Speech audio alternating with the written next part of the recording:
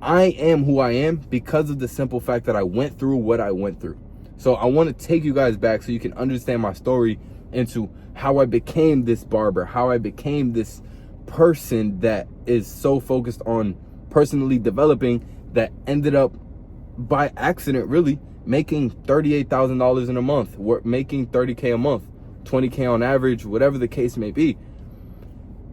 This version of myself didn't come from anywhere. So I want to take you guys back to the way that I grew up. My parents divorced at a very young age, so I don't really remember too much of growing up with my parents living together. I barely remember it at all. And my mom ended up getting with a female afterwards, so I grew up with two mothers until I was to the age of 11.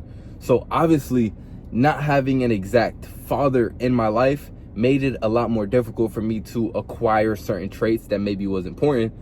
But to substitute that, I grew up in a hood in Orlando, in West Side Orlando, shout out to Angelo.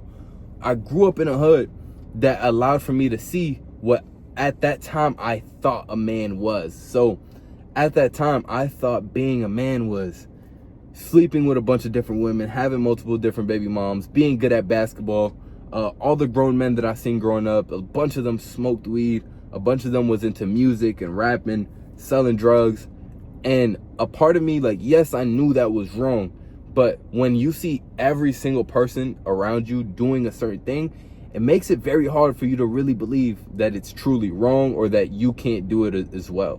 So I would see a lot of these guys, and I never really had a father figure. The closest thing that I had was probably, obviously, I had stepbrothers that kind of guided me and molded me in a way to become who I am today. They had great traits. They showed me nothing but like different than what I was seeing in the hood. So I was close to my brothers. I grew up with my brothers. I was always with them.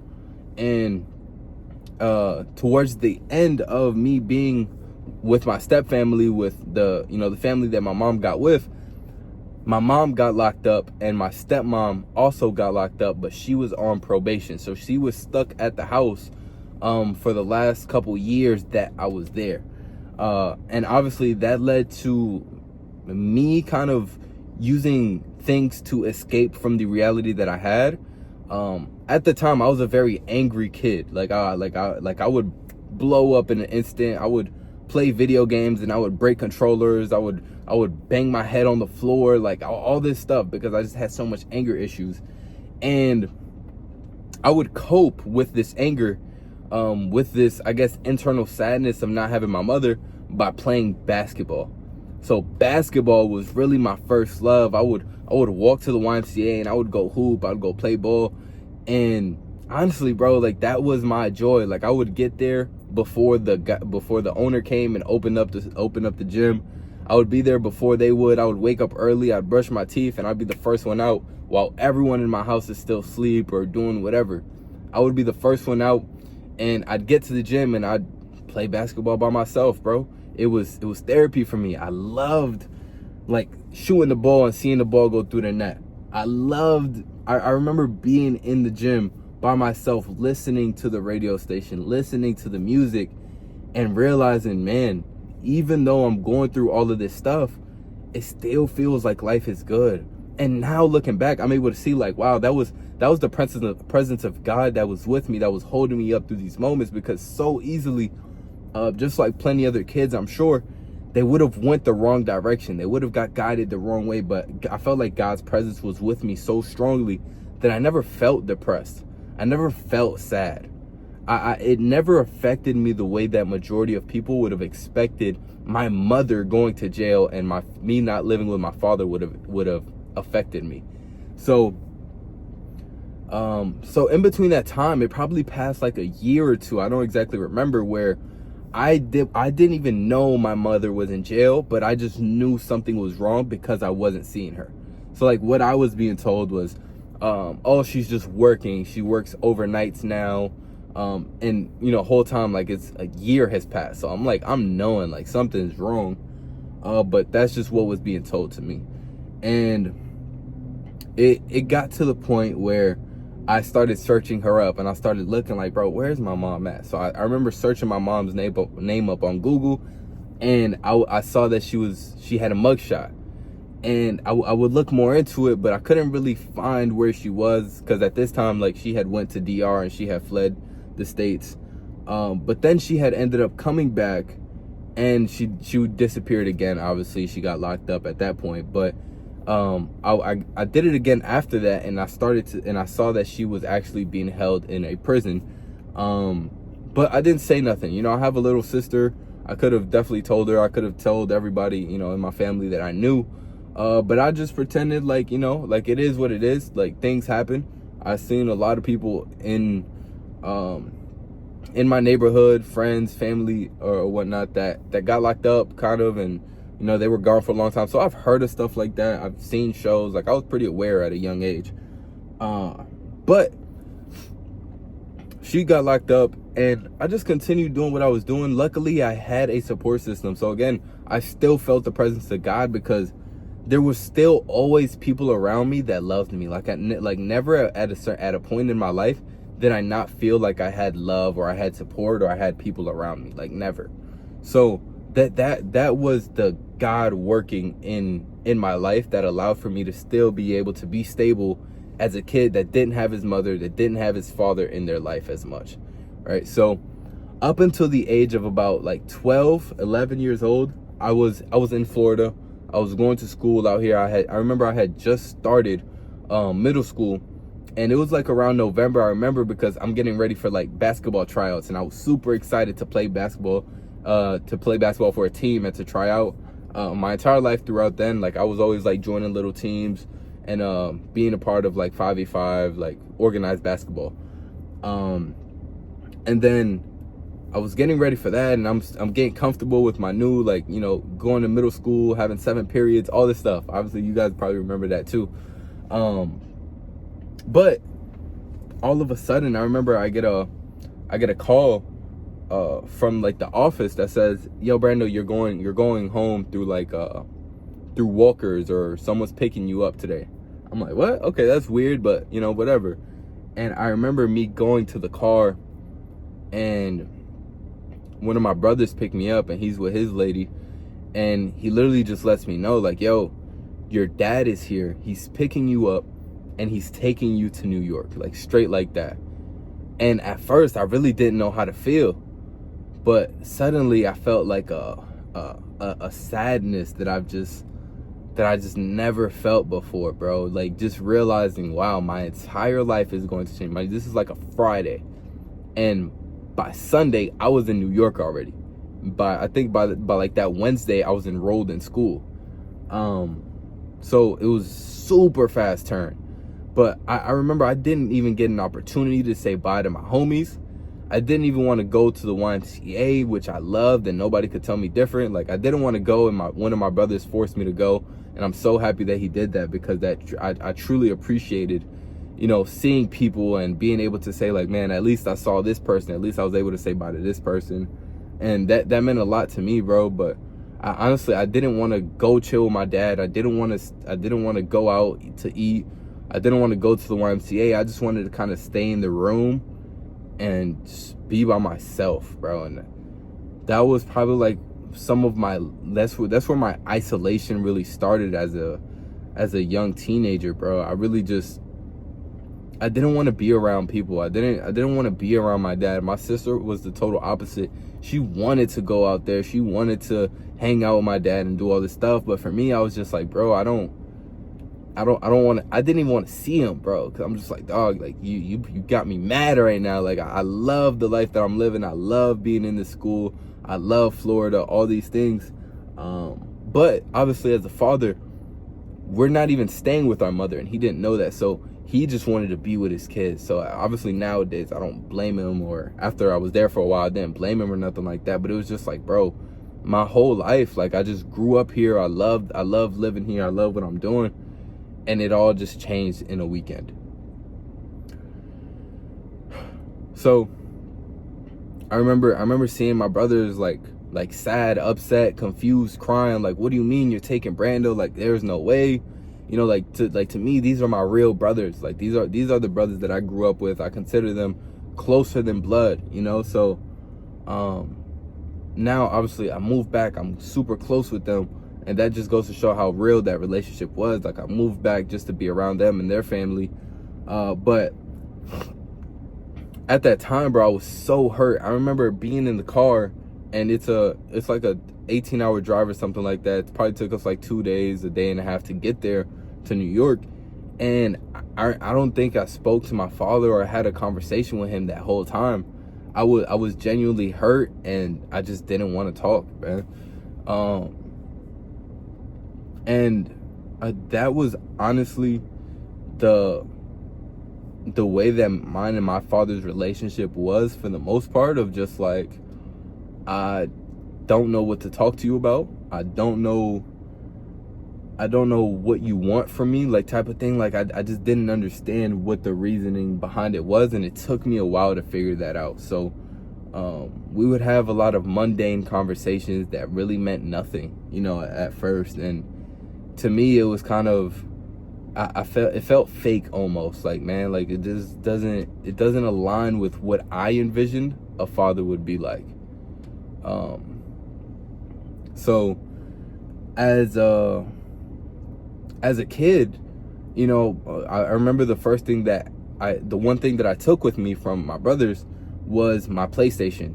So as a kid, from like 12 to maybe like 14, 15 years old, all I would do was play video games. Like, I didn't really care about sports anymore. I didn't really care for making friends, because I started middle school in Florida, and then I went to another middle school as soon as I got to New York. And then the year after that, I went to another middle school, and I was at that middle school for a little bit. So I went to 3 different middle schools in a span of like 3 years. And it was so hard for me, bro, because I really just wanted to feel what I was feeling when I was in New York, when I was in Florida. I just wanted real friends. I wanted friends that I grew up with. Like, all of these kids that I was around, they're all like, oh, nah, yeah, we all grew up with each other. Like, every single friend group. And I just didn't have that. And it felt like a part of me was missing. And I felt like I lost my identity in that time. I genuinely feel like at that time, I didn't know who I was. Like, I knew I was a Spanish kid. I was a Dominican kid. But my whole life, I grew up with Puerto Ricans. I grew up in a black neighborhood. So it's like, this is the people that I'm used to being around. And going from down south, like Florida, to all the way up to New York, even though it's still East Coast, it felt so different. And I felt just disconnected from every single person that I ever met. I thought every single person was weird, and every person looked at me like, oh, he's different. And I took that negatively, because when I saw them, I'm like, yo, these people are weird. The way that they speak, the way that they try and come off like they want to look cool, like they're trying extra hard and stuff. I felt very uncomfortable. So I ended up being around this environment. I ended up giving in and becoming more like them, which is not what you're supposed to do. Like, I wish I would have had someone to tell me, like, yo, be yourself, you're dope the way that you are. But my relationship with my father wasn't that type of relationship. He wasn't the type of person to communicate or to understand certain things. On top of that, there was a language barrier. Yes, I speak Spanish. Yes, he speaks broken English and he understands a little bit. But having conversations with people from 2 different time periods and 2 different languages and the way that we grew up, it was super hard for us to understand each other and understand perspectives. So a lot of the times we wouldn't speak about anything deep. We wouldn't have conversations like I imagine most fathers and sons have conversations, and that kind of hurt me, and that kind of made me isolate myself from wanting to be around the family. So my family would go out to eat, they would invite me, they would go to the mall and they would invite me, and I wouldn't want to go. Like, I wouldn't want to do anything with them, bro, because I just felt so different. So what that led to was me locking myself away in the crib, in the room, and just playing 2K, playing video games all the way up until I just didn't want to do it anymore. And then I would hop off for a little bit, hop back on, and that just led to even more isolation, bro. And at this time, like, I would try and get back into basketball, but again, like, I grew up with a certain type of person. with certain types of people and not being around who I consider to be my family, you know, like the people at the YMCA, the OGs, the guys that would help me with my jump shot, that would help me with my moves, that would pick me up to run. Like I missed that so much that basketball didn't even feel like what I fell in love with. I lost the community of people that I used to hoop with, and that was the reason I loved basketball. I loved the energy in a black gym. I loved the energy in a hood gym. And like you hit a game winning shot, people celebrating, people getting up, clapping, super excited. And I just didn't feel that energy from my dad. And it was like, the one person that I actually want this from doesn't even give that to me. So what's the purpose? You know, what's the point of all of this if I don't feel that excitement or that love for playing the game? So again, that just led to some more isolation. And I was probably like that all the way up until probably around like 15, 16 years old, where I started to hang out with a couple of dudes that was in the neighborhood. We used to just go out. We used to hoop a little bit. We used to walk around, you know, anything to pretty much get out of the crib, especially during summer. And I would just mess around, bro. Like, I didn't have a job until I was like 17. I would just literally just goof off. I would go to school. I would come back home. I'd go chill, go to the park, play ball. So I started to learn who I was again. I started to get more comfortable with who I was, and I would separate myself from a certain group of people. I always wanted to be like with the cool kids, but as soon as I would get around them, I'd be like, yeah, your morals, your energy just doesn't align with mine. And that really led to me becoming this person that I don't want to hang out with these people. I became, again, not isolated, but I picked my group of people very cautiously. So who I hung out with was the people that I felt like I rocked with the most. So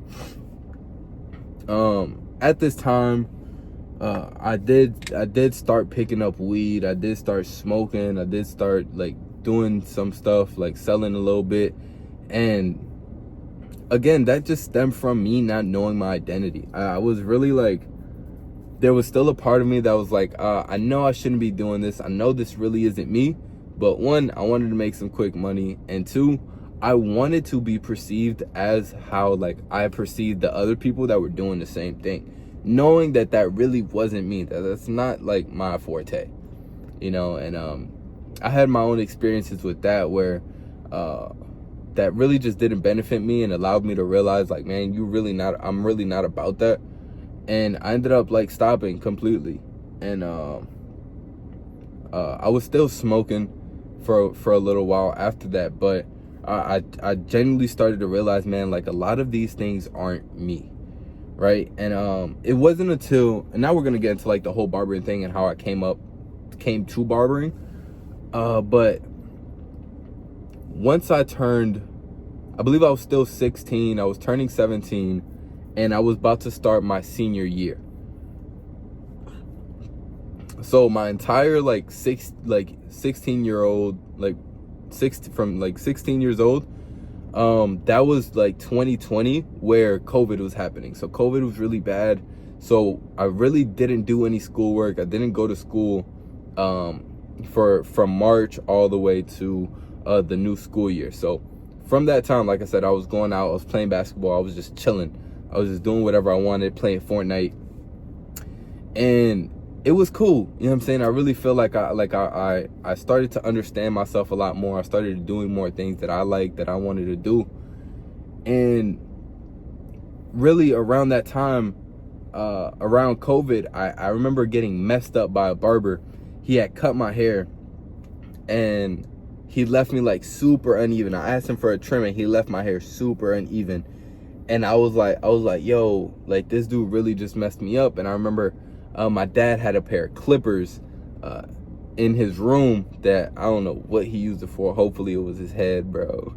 But I remember grabbing that, and I remember using it to buzz my hair off. And I would buzz my hair, bro. And for some reason, I was already watching like a bunch of wave videos. So I'm like, all right, cool. I'm gonna get my waves popping, and I'm gonna give myself self cuts because I love seeing like 360 Jeezy, Nick Wavy. I would see a bunch of these guys and I would just love their content. I would love their lifestyle with the waves and the do-rags, and all of that was so dope to me. So I remember I would get waves, I would focus on my waves, and I would cut my own hair for a little bit during COVID. And I ended up starting to cut my brother as well, because he would see me, and he would just one of my other stepbrothers, and he would see me and he would be like, yo bro, like, yo, just give me a cut too. I'd be like, okay, bet. I don't know what I'm doing, but he's seen me watch so many haircut tutorials from 360 Jeezy and Chris Basio and all these guys just cause. And he'd be like, yo bro, just cut my hair, and I trust you, whatever. I'm like, okay, cool, you trust me, whatever, cool, I'll do it. So I started cutting his hair, and then I low-key fell in love with wanting to learn how to cut hair. Like at this time, I can't stand being average or being bad at something, and I feel like it was that itch of just like me not being as good at basketball as I used to be. I wanted to put that same effort that I put into basketball into barbering and into like building this up. So at this time, bro, I would cut his hair and I would wait. I couldn't wait until his hair grew out, that way we could do it again, and I would suck so bad. But he trusted me each and every time, and with every haircut I got a little bit better. And so as I'm doing that during the summer, I'm starting to realize, like, man, I really have to lock in on what I'm going to do after high school, because I'm not going to college. I already knew that. Like, one, my parents didn't have no money to go to college, for me to go to college, and definitely not bullshit in college. So if I was going, I had to be 1,000% certain that what I was going to do was going to be what I was going to do. So I didn't feel like that about anything. I didn't like nothing that was in college. And at this time, I'm starting to understand that the school system is not what it's set out to be. So understanding that, I'm like, yo, I have to do something different. I don't want to go to college. I want to be successful. And I didn't see nobody that went to college be successful. I saw a lot of people switching their majors. I saw a lot of people that was going to school and still lost in life. And I didn't want that for myself. So at this time, I'm looking at what are my other options. My other options was HVAC. I had an uncle that was doing HVAC and he made good money. It was electrician. I just searched up what trades make the most money, and I saw electricians. I'm like, I could see myself doing that. And then barbering. And the reason I chose barbering is because when I would look at the days in the life of each and every one of these guys, I knew my uncle. I seen what he would go through. I would look at the day in the life of an electrician, and then I would look at a day in the life of a barber. And this is where I'm like, I could see myself being a barber full time. And so I dove a little bit deeper into the barber world. Like, what does it look like? Like, what are the successful barbers look like? What does it take to be a successful barber? And what I realized was there is a way to be a successful barber, but when I would go on Google and I would search up how much a average barber made, I would see crazy low numbers. And I'm like, there's no way you're gonna see me doing any type of work for, I believe it was like $30,000 a year. I was like, you got me messed up. But one thing that I did love about barbering was the lifestyle that these dudes portrayed. Obviously, I grew up going to the barbershop all the time. I had a lot of conversations with barbers, and my barbers was always super dope. Like, my barbers was always cool. Like, I always had a dope barber. Whether my haircuts were the best or not, probably not. But they was always dope people, and they always had nice cars. They always had, like, they dressed nice. They had the jewelry, all that. So I'm like, okay, cool. This is a real, you can make some good money off of this. And as I started paying more attention to the people around me, the barbers around me, I'm like, okay, they living pretty good. I don't think they making, $30K a year. Like, that's crazy. I think they doing a little bit better than that. But that's when I started to fall in love with Chris Basio, because Chris Basio would talk about the financial aspect of barbering, and to me, that's what I cared about. I didn't join barbering because I love being a barber. I'm not like that about it. For me, it's more so I want to be successful, and if barbering is what's going to get me there, then cool, I'm all for it. Amazing. So my only goal was, how can I get to $100,000 a year cutting hair? $100,000 a year cutting hair. $8,667 a month cutting hair. So what I learned was,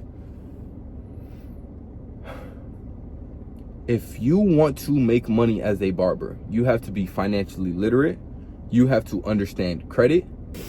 My bad, my phone ran out of storage. But I realized, if you want to be successful, you got to be financially literate. You have to know about credit. You have to provide a good service. You have to be a good person. You got to have conversations with these people. And I thought those are all skills that if I don't already have, that I could learn, right? So on top of learning how to cut hair, I already knew, I'm like, all right, cool, I'm going to have to get good at cutting hair, which is, to me, I didn't care, because I'm like, it's going to take me a year to get good at anything anyway. But if I just put that energy into barbering, I could see how I could get to $100,000 a year. I didn't have a plan, but I know one thing for sure, two things for certain: God gonna do his job. God gave me the vision, and I already knew God's gonna take me wherever I gotta go. He's gonna help me learn whatever it is I gotta learn. But so a couple of things that I started to learn right away was, what about my credit? What do I have to know about credit? Today, I'm pretty good at credit. I understand more than the average person. I got good credit, so that's what it is. Secondly, I learned how to give a good service. What does a good service mean? I would watch so many videos. I would look at barbers speak about these things, and I was very analytical. I wanted to see exactly what made a good service a good service. What made somebody want to come back and get a haircut? I would watch so many videos that wasn't just about cutting hair, but about, how do I become the person? And that's why I am where I am today. I didn't just focus on the skill. I focused on, who do I have to become in order to attract this type of result. So at this time, I know I'm financially literate. I know about credit. I know what it's going to take in order for me to be successful. Now it's time to implement it. So throughout that summer, I spent a lot of time thinking about it and deciding, you know what? I'm going to cut hair. So I ended up going to trade school my senior year of high school, which I was not enrolled in actual school because of COVID, but I would go to a trade school during my school hours. That way I could still get my credits, I could still get my hours, I could still go to barber school, do everything I got to do. So I was doing that, but I wasn't going to barber school. All of my teachers and my parents were expecting me to hop on a call and show up to class every day. I didn't show up to class for about 6 months. 6 months of me not showing up to a single classroom. I'm telling you, not even attendance, bro. I didn't do anything for the first 6 months, and I would just go to barber school. I would strictly just focus on that. At this time, again, I was still smoking weed. I had terrible habits. I would go hang out with girls. I would do all this stuff that I was not supposed to be doing. But I was a young kid who just started recently to getting like that type of attention, right? Before that, I didn't really get that type of attention. People didn't really look at me in that type of manner. But as I'm getting that attention, I'm knowing this is only for now, because when I lock in, I'm locking in. Well, like I already knew. So as I'm in school, as I'm going to barber school, as I'm trying to get myself together, I was not doing the work that I was supposed to be doing in regular school. And I would just go to barber school, and then I would come home, and I actually picked up a job at Dunkin' Donuts over the summer. Or I think I was already in school, or I just started school, something like that. So I picked up a job at Dunkin' Donuts. That way I could bring in some income, because for me, watching Chris Bossio's videos, I fell in love at that point with the pursuit of success. And I actually started to be like, yo, I want to work. I want to make money. I want to find a job. So I found a job at Dunkin' Donuts, where my sister was previously working at, or was working at that time. And it fueled me, bro. It got me so excited seeing that first $600 paycheck, knowing I got $600 to my name, and I wouldn't spend any of my money, bro. Like, my parents would go out and I'd have my dad buy me stuff. Like, we would go clothes shopping and I'd expect like everyone else to cover it for me, my dad, my stepmom to cover it for me. And I'm like, cool, you know what I'm saying? If you're gonna cover it for me, then cover it for me. I don't gotta spend my money. I didn't want to spend my money on nothing, because the first thing I knew in my mind was like, yo, I need a car. So like, my car was my first goal. So that was the first thing I bought when I got, you know, a couple paychecks from Dunkin' Donuts. And at the time, I think I spent like I think it was like $3,000 on my car. It was a G35 2004. I remember I was geeked out because it had a different type of exhaust. I forgot what exhaust it had, and it was loud, obviously. And it had Brembo brakes, and it was a stick shift, 6-speed. So it was honestly one of my, like, it was like my dream car at the time, bro. Like, it was like the best car I could have possibly ever gotten. It had 170,000 miles, but you asking a 17-year-old, bro, in a car like that, I did not care, bro. I did not care how many miles the car had. It did what it had to do for me. So I got my first car, and at that time, dog, I'm like, bro, you know what? What's next? You know, like, I had my first car. I'm like, okay, what's next? What am I saving up for next? And at the time, I'm still going to Dunkin'. I'm supposed to be doing school, and then I'm going to barber school. So this whole time, I'm just focused on barbering and Dunkin' Donuts. But I'm already knowing, I'm like, yo, this Dunkin' Donuts thing is temporary. So in my mind, I'm like, yo, this is gonna be a piece of cake. I'm just gonna do this. I'm just gonna get through this, all this stuff. So throughout barber school, obviously you go to barber school and you realize you ain't doing shit, bro. Like the things that you learn in the barber school, you're not applying to the barber shop. And it was a year after COVID, so we couldn't even really get like on the floor training. So I'm sitting there and I'm not learning how to cut hair. I'm thinking I'm gonna go to barber school. I'm gonna come out the best barber in the city. And I'm not even cutting hair, bro. Like, I'm barely cutting hair. We gotta wait for it to cut each other's hair and wait for our hair to grow back and all this extra stuff. So I didn't even get what I thought I was going to get from barber school. Anyway, I'm sitting there and I'm low-key, like, I'm not the best, but I'm the one that's having the most balls to actually go and cut hair. Everyone else is like being mad scary. Either they don't want to cut hair or they don't want to get their hair cut. So I was the one that a lot of people let me like test out on them, like try and cut their hair. And, you know, it's just a bunch of dudes that's trying to figure it out. So the cuts were not good at all. It took me a really long time. Excuse me. I was not good at cutting hair at all. Like, naturally, like, there were some people that understood designs a little bit. They understood fading a little bit. I was not one of them. I was genuinely bad at cutting hair, and it took a lot of effort for me to actually get good. So I'm over here learning how to braid. I'm over here learning how to cornrow. I'm learning about how to dye hair, bro. I didn't care about none of that. All that I cared was, bro, I need to learn how to cut. I want to make money from cutting. That's it. I didn't care about all this other barber and artistry stuff, bro. I just wanted to make money. Like what do I got to do to learn how to make money, bro? That's all I cared about. And so at this time, I started my teachers like telling me, like, yo, you should look into getting into a shop. You guys should start finding shops to get into. And I started looking for a shop, and I hit a bunch of them up. And one of them answered and was like, yo, yeah, we're willing to take you. And it was a Dominican shop. It was really small. And there was probably like 5 or 6 of us in there. And I started working with them. And I started to realize, like, damn, these dudes are nice. Like, these dudes are doing good cuts all the time. And I was very studious, bro. Like, I'm standing there, I'm looking at them cut, I'm asking questions, all this stuff. Like, I'm picking up the broom, I'm the first one to the broom, I'm the first one greeting people when they come in. And, you know, everything's cool. The only problem is I would only be able to spend an hour to 2 hours in there because I had to go to work right after. So I wasn't spending nearly as much time as I needed to in order to cut hair, in order to develop skills, in order to get clientele.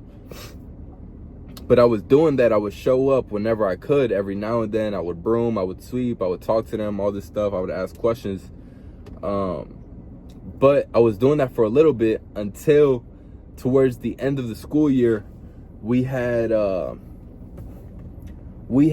like this assignment where it was like filling out a letter of resignation. So obviously I'm like, I ain't doing this work for no reason. So I took the letter of resignation that I made for my teacher, and I just like, yo, is it cool if I just use this for the job that I got right now? And at that point, I literally quit my job. And ended up going full-time barbering, right? So around the same time, I'm not sure if it was before or after, but around the same time, I just quit my job at Dunkin' Donuts, and now I'm going full-time barber school because I want to get my license and I want to be serious with this barbering game. Like I want to be a barber. I'm already locked in on what the vision is and how I could achieve 100K a year, which was my only goal, 100K, and then I'll figure it out from there.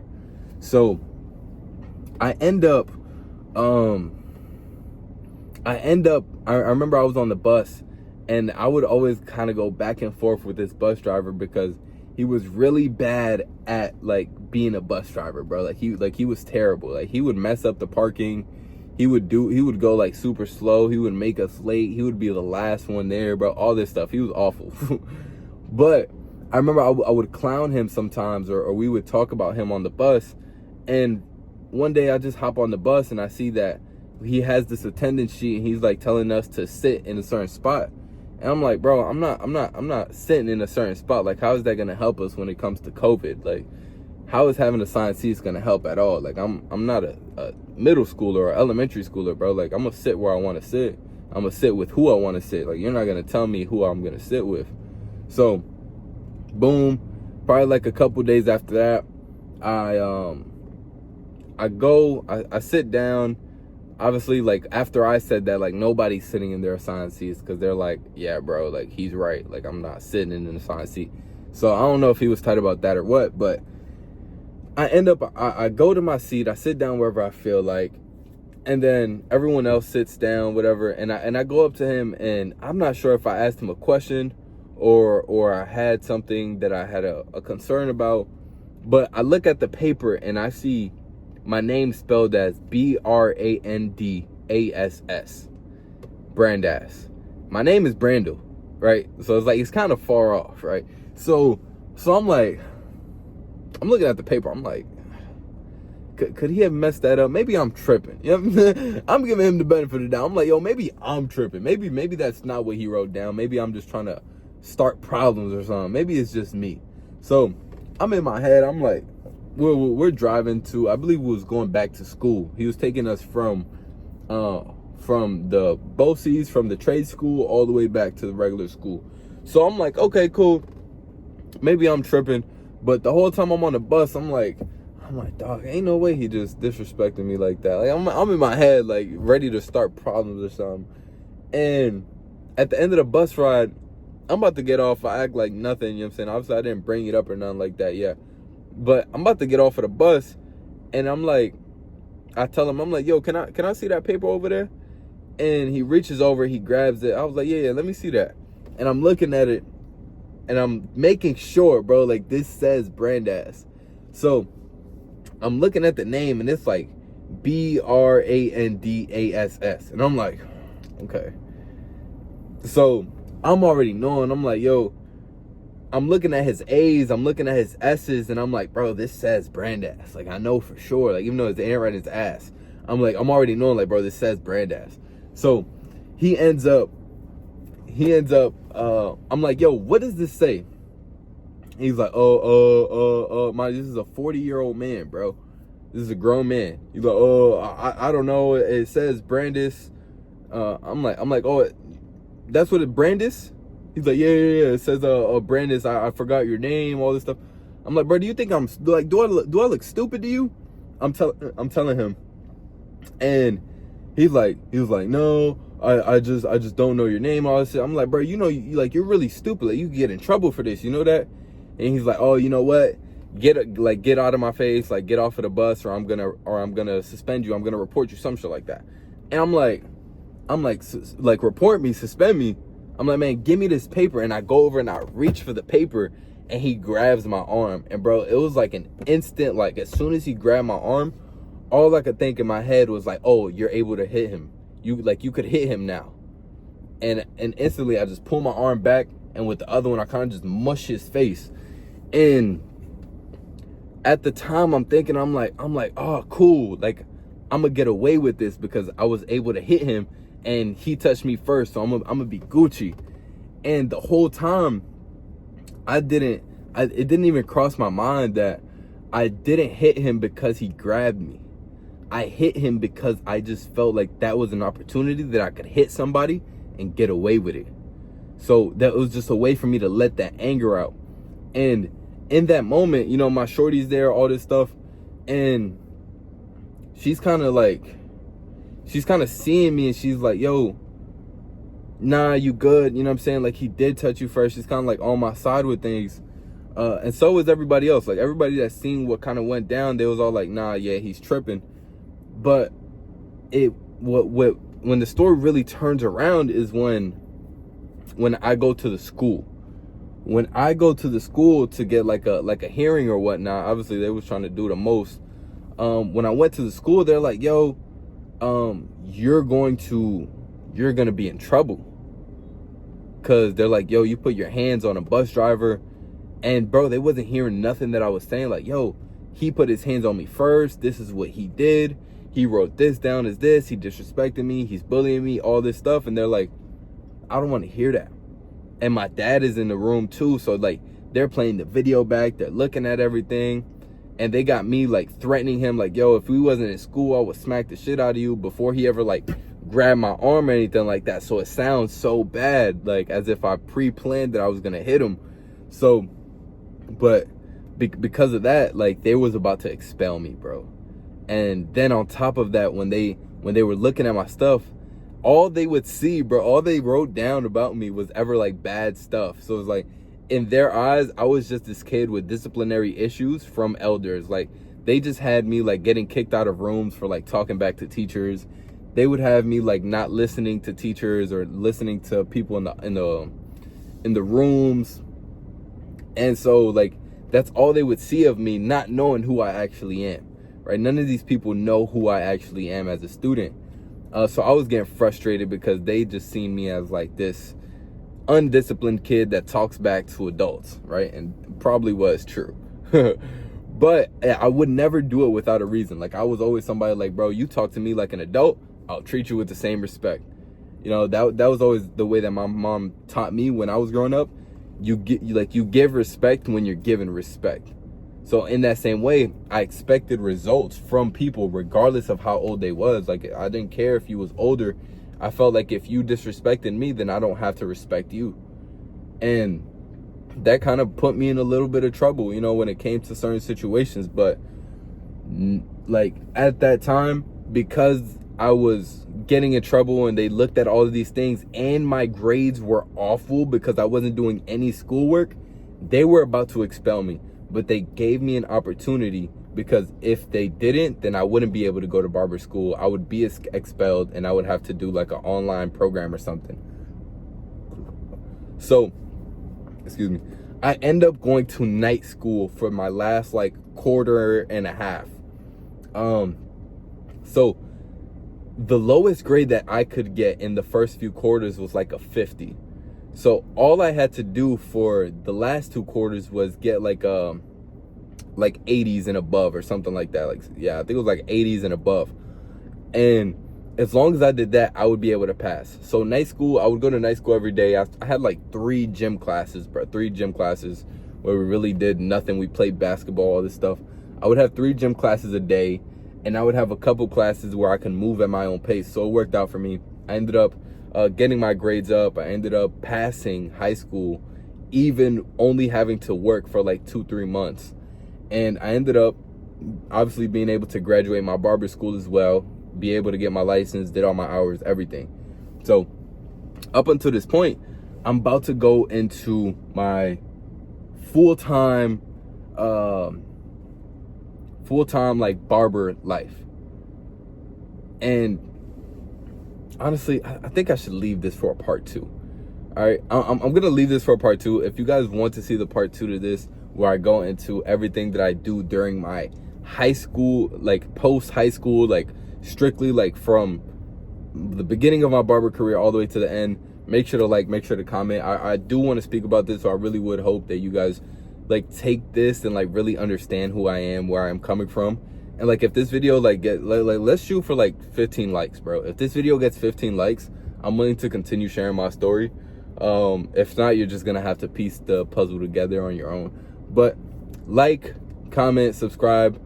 At 15 likes, I'll post the other video. So appreciate you guys. Hope you enjoyed that. Let's go for part 2, man.